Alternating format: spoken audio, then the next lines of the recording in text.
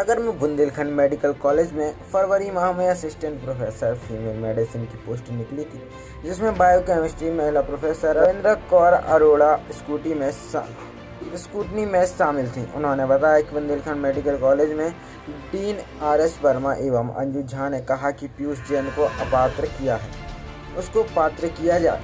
हमसे दबाव बनाया गया, मैंने मना कर दिया, ईमानदारी से कार्य किया। उन्होंने अपशब्द का उपयोग किया एवं नौकरी छुड़ाने की धमकी और मुझे प्रताड़ित किया जा रहा है।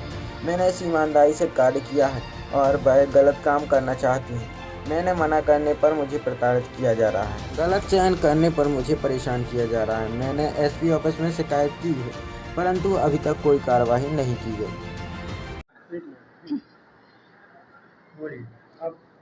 मैं डॉक्टर रविंद्र कौर अरोड़ा, मैं BMC में प्रोफेसर हूँ, डिपार्टमेंट ऑफ बायोकेमिस्ट्री में।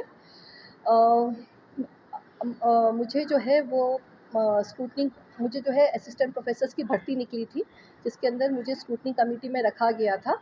उसके अंदर जो एक असिस्टेंट प्रोफेसर था, जिसके अंदर मेडिसिन की पोस्ट निकली थी, उसके अंदर एक पोस्ट फीमेल के लिए रिजर्व थी और जिसके अंदर एक male candidate doctor Piyush Jain ने भी अप्लाई किया था और उसको जो है हमने अपात्र घोषित कर दिया था। हमारे अपात्र घोषित करने के उपरांत मुझे डॉक्टर डीन RS वर्मा और डॉक्टर अंजू झा दोनों ने जो है वो मुझे बुलाया और कहा कि जो है इनको जो है आपने इनको अपात्र किया है, इनको पात्र कर दीजिए। तो मेरे मना करने पर कि ये नियम के विरुद्ध है, उन्होंने मुझ पे दबाव डाला और मैं उनके दबाव में नहीं आई। तो उन्होंने मुझे काफ़ी मानसिक रूप से प्रताड़ित किया, काफ़ी अश्लील भाषा का उपयोग किया और नौकरी से निकाले जाने की भी धमकी दी।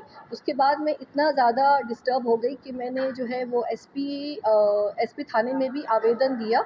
लेकिन जब मुझे वहाँ पर भी बुलाया गया और वहाँ से मुझसे पूछा गया क्या हुआ, उनसे भी मैंने अपनी पूरी बात कही कि कैसे मुझे नौकरी से निकाले जाने की धमकी दी जा रही है और मैं अपनी बेटी के साथ अकेली रहती हूँ।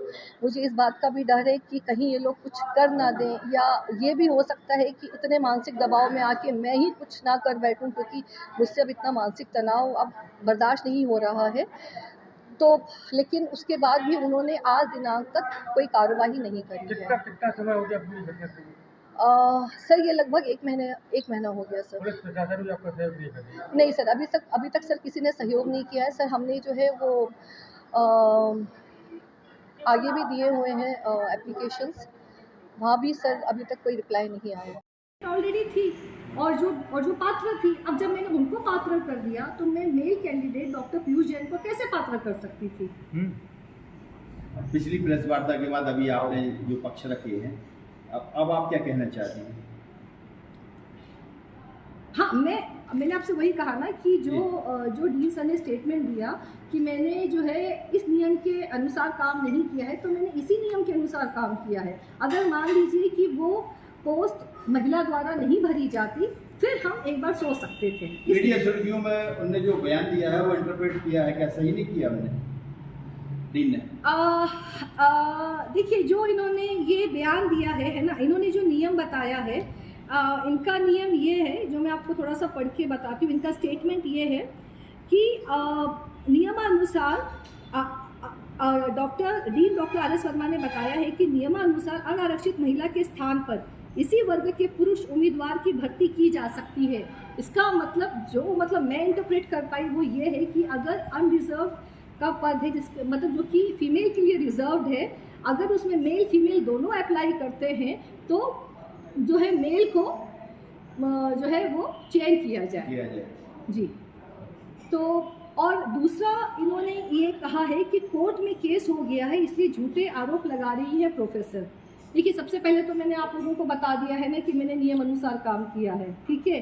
महिला उम्मीदवार थी, वो उस पोस्ट के लिए एलिजिबल थी, तो हमने उनको एलिजिबल कर दिया। अब जब वो पोस्ट ही खाली नहीं रह गई तो male candidate doctor Piyush Jain को हम किस आधार पे पात्र कर? सर, ये एलिगेशन लग रहे हैं आपके ऊपर, आपके साथियों के ऊपर कि एक भर्ती को लेकर जो आप लोगों ने प्रताड़ित किया है मानसिक रूप से, क्या मामला है ये जो डॉक्टर अरोड़ा द्वारा जो ऐसा एलिगेशन लगाया गया है कि हमारे ऊपर दबाव डाला गया है, ये बिल्कुल सरासर झूठ है। इसमें कोई ऐसा कोई इन पर दबाव भी डाला गया है, ना इन पर कोई इस तरह की कोई प्रताड़ना दी गई है। उनको नियमानुसार काम करने को कहा गया था, जो उन्होंने नियमानुसार काम नहीं किया है।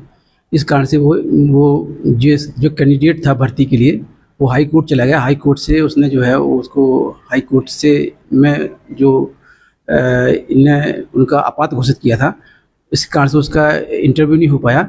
इस कारण से वो हाई कोर्ट चला गया और हाई कोर्ट में ने जवाब मांगा है कि इनका इंटरव्यू क्यों नहीं लिया गया है। इस कारण से उन्हें ऐसा लग रहा है कि हमें जो है प्रताड़ित किया जा रहा करने के लिए। मतलब वो खुद फंस रही हैं, इस वजह से उन्होंने एडमिशन लग तो ऐसे ही कुछ रहा है।